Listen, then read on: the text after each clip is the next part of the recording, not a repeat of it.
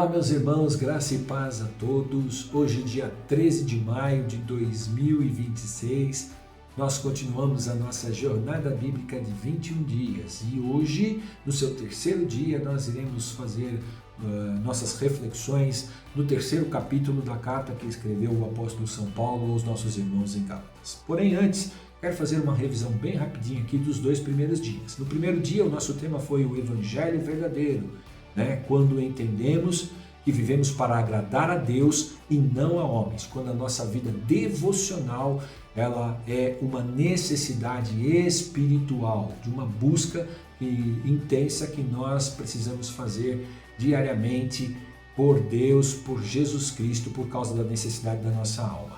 No segundo dia, o nosso tema foi Morri para o Eu, quando o Evangelho nos convence de que não somos mais donos de nossas vidas. Jesus Cristo assumiu o controle da nossa vida. Lembrando do versículo-chave do capítulo 2, que não vivo mais eu, mas Cristo vive em mim, e a vida que eu vivo agora, vivo pela fé no Filho de Deus. E hoje o nosso tema é fé ou esforço próprio?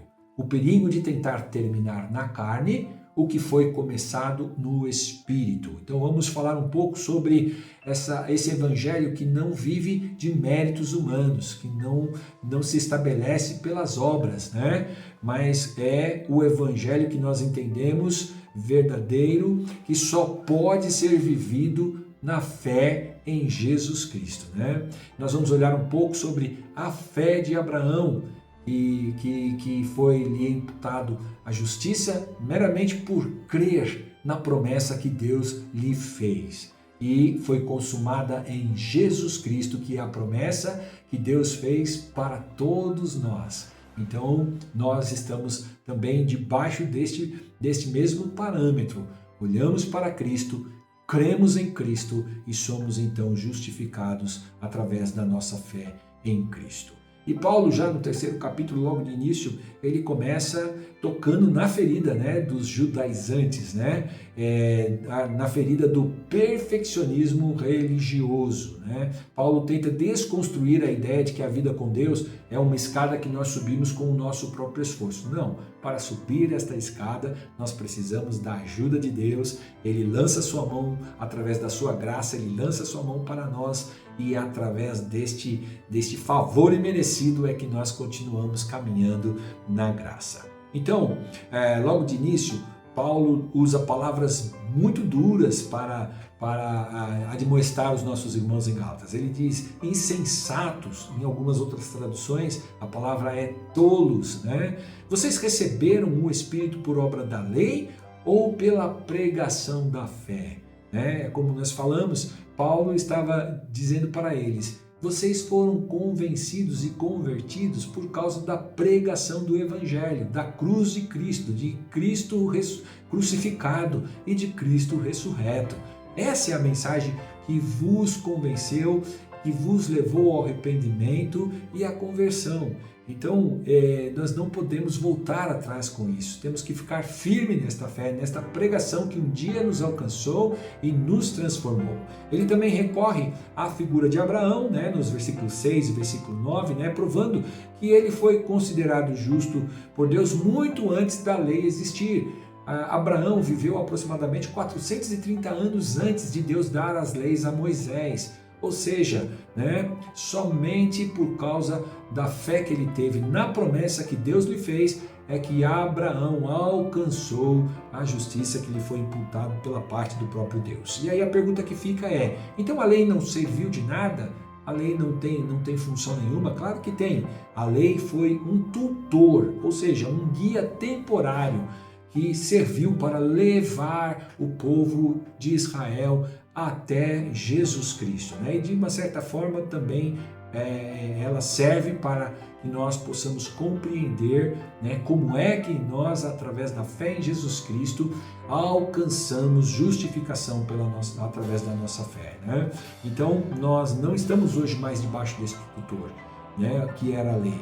Nós hoje estamos debaixo da graça através da fé em Jesus Cristo. O versículo-chave deste capítulo 3 é o versículo 3. tendo começado no Espírito, estáis agora vos aperfeiçoando na carne? Vamos olhar um pouquinho para este versículo. A palavra começado, né, significa iniciar, dar começo, e é como nós falamos anteriormente.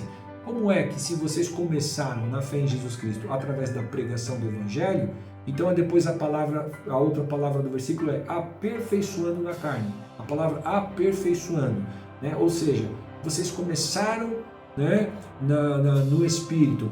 Como é que vocês então querem terminar na carne? Então é muito importante que nós entendamos que carne aqui não significa somente o pecado sensual, ou os pecados, aqueles que a gente considera pecados escrachados, né? Não, irmãos, nós precisamos entender que uma vida sem estar com a confiança totalmente depositada em Deus e querendo dizer que a nossa vida é de Deus, mas não temos confiança total em Deus, também é pecado.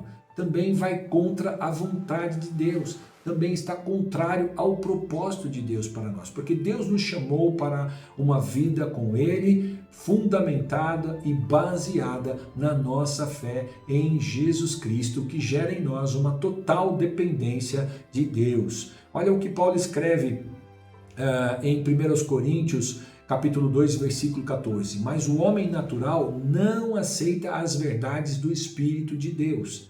Elas lhes parece loucura e ele não consegue entendê-las, pois apenas quem é espiritual consegue avaliar corretamente o que diz o Espírito. Então, a carne aqui não significa apenas pecado moral, mas uma autoconfiança humana, independência de Deus, né? Ou seja, na carne não é só pecar demais. Carne também é tentar agradar a Deus sem depender do Espírito, né? Então, essa é uma observação muito poderosa que nós precisamos pensar sobre ela, né? Porque tem muita gente, irmãos, que pensa que carnalidade é apenas sensualidade ou vícios.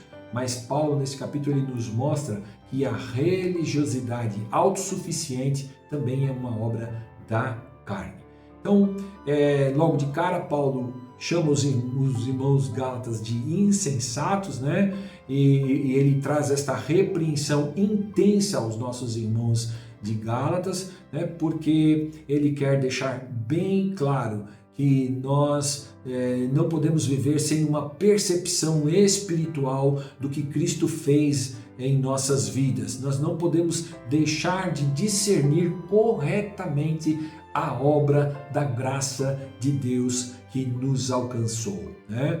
E nós precisamos entender que isto não é falta de inteligência, mas isto é cegueira espiritual, porque você pode dizer, não, eu compreendo isso, né?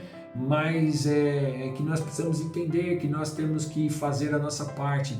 Claro que temos a nossa participação na nossa caminhada com Jesus, mas nós precisamos entender, irmãos, que nada do que nós vamos fazer nos tornará autossuficientes ou fará com que nós sejamos merecedores de algo que Deus fez por nós através da sua graça. Uma outra chamada de atenção de Paulo aos irmãos de Gálatas, quando ele fala no versículo, né? Quem é que vos fascinou? Essa expressão fascinou está ligada à ideia de ser lançado um encantamento, um feitiço, né? E isso me chamou muita atenção. É como se nós estivéssemos hipnotizados para deixar de enxergar a suficiência da obra da cruz do Calvário.